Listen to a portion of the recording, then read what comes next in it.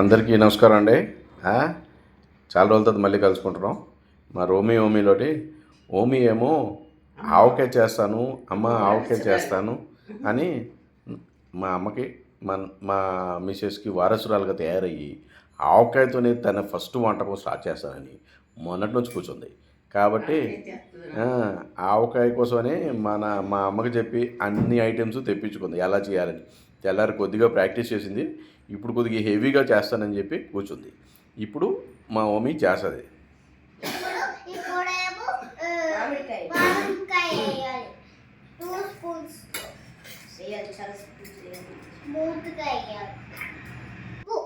ఉప్పు కారం అమ్మ, అది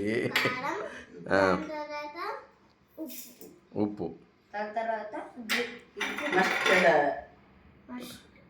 ఈ పౌడర్. అదేం పౌడర్ మమ్మీ? అదే ఆవాల పిండి, దానిలో బెల్లం వేసి. ఇది సింపుల్గా ఉంటుందండి ఆవకాయ. కానీ దీనిలో ఆయిల్ ఏం కలపం.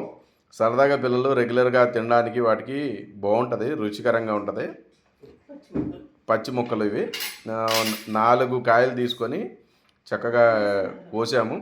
కోసిన తర్వాత ఓమి ఏమో శుభ్రంగా కలుపుతుంది. శుభ్రంగా కలుపుకోవాలండి.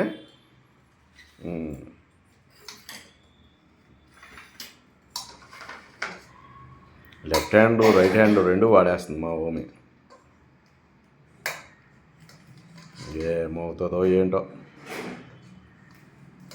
వంటలు అంటే ఇంట్రెస్ట్ ఉండొచ్చు కానీ ఇప్పుడు నుంచే.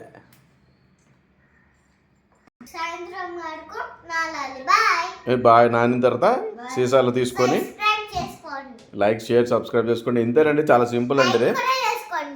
ఇది ఇంతే, ఇంతకన్నా ఏమీ ఉండదు. ఇలాగ కలుపుకొని పిల్లలకి బాగుంటుంది. ఇది సరదాగా ఎనీ టైం మీరు తినేయడానికి